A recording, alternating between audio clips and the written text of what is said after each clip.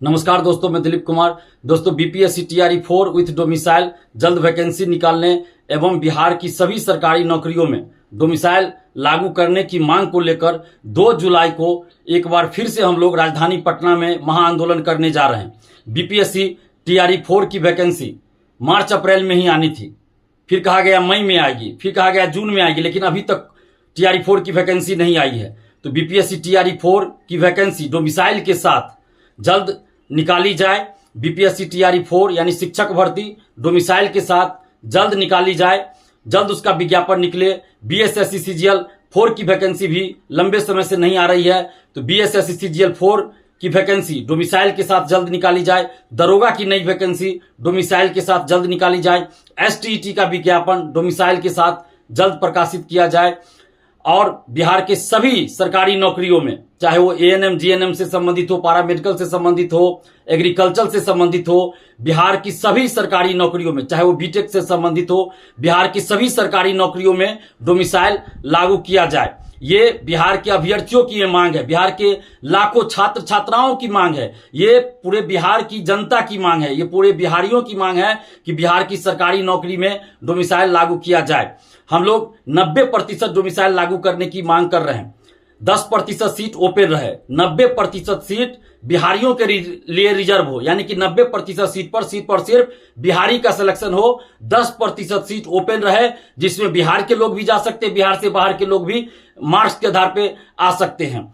तो इस तरह का हम लोग डोमिसाइल लागू करने की मांग कर रहे हैं और जहां संभव हो वहां 100% डोमिसाइल लागू किया जाए। जैसे प्राथमिक शिक्षा चूंकि मातृभाषा में देनी होती है, इसलिए प्राथमिक शिक्षक भर्ती में 100% डोमिसाइल लागू किया जाए। आंध्र प्रदेश, केरल से कोई यहां आ गए, शिक्षक बन गए, वो बच्चों की भाषा नहीं समझ रहे हैं, बच्चे उनकी भाषा नहीं समझ रहे हैं, तो कैसे बच्चों को पढ़ाएंगे।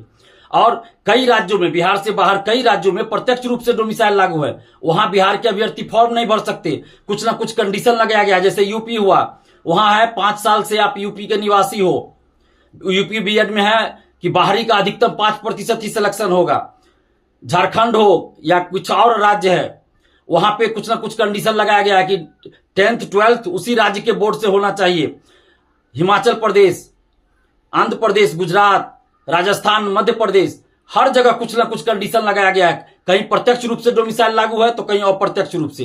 अप्रत्यक्ष रूप से इस तरह लागू है कि वहां एक अलग से पेपर दे दिया गया जिसमें उस राज्य से संबंधित प्रश्न ही पूछे जाते हैं। तो इसलिए हम लोग भी ये मांग कर रहे हैं कि बिहार में भी प्रत्यक्ष रूप से 90% डोमिसाइल लागू हो और अप्रत्यक्ष रूप से डोमिसाइल भी लागू हो, यानी प्रत्यक्ष और अप्रत्यक्ष दोनों रूपों में डोमिसाइल लागू हो। अप्रत्यक्ष रूप से डोमिसाइल इस तरह लागू हो कि बिहार में भी सभी प्रतियोगी परीक्षा में अलग से एक पेपर दिया जाए जिसमें बिहार से संबंधित ही प्रश्न पूछे जाए, 100 या 150 प्रश्न पूछे जाए। जब बिहार में नौकरी करना है तो बिहार के बारे में जानना भी जरूरी है, चाहे वो बिहार के लोग हो या बिहार से बाहर के लोग हो, बिहार के बारे में जानना भी जरूरी है। जब बिहार में नौकरी करना है तो बिहार के बारे में जानना भी चाहिए, इसलिए एक अलग से पेपर दिया जाए जिसमें बिहार से संबंधित प्रश्न 100 या 150 रहे।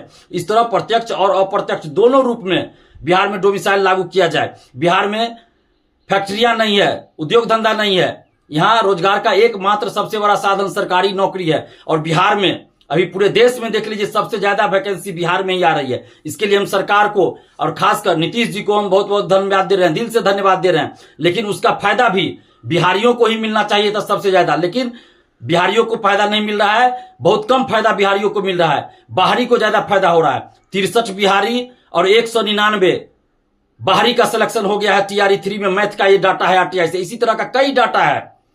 और बिहार से बाहर आप देख लीजिए उद्योग धंधा है, फैक्ट्रियां हैं, लेकिन बिहार में तो ऐसा नहीं है। तो इसलिए बिहार की सरकारी नौकरियों पर पहला हक बिहारियों का है।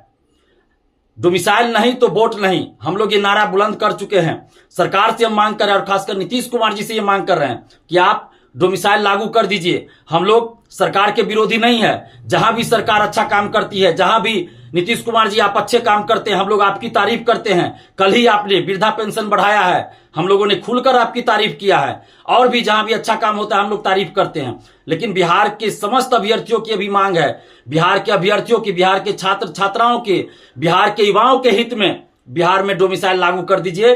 फिर हम लोग देखिए आपके पक्ष में वोट करेंगे। लेकिन अगर डोमिसाइल लागू नहीं हुआ तो डोमिसाइल नहीं तो वोट नहीं का नारा हम लोग बिहार के हर जिला में जाकर बुलंद करेंगे। ये बिहारी अभ्यर्थियों की मांग है, बिहार के युवाओं के स्वाभिमान की लड़ाई है, बिहार के युवाओं के हक और अधिकार की लड़ाई है। और आप जितने भी अभ्यर्थी हैं, जितने भी छात्र छात्रा हैं, आप सबसे हम आग्रह कर रहे हैं कि आप लोग 2 जुलाई को सुबह 10 बजे पटना जरूर पहुंचिए और इतनी ज्यादा संख्या में पहुंचिए कि सरकार संज्ञान ले और डोमिसाइल तुरंत लागू कर दे।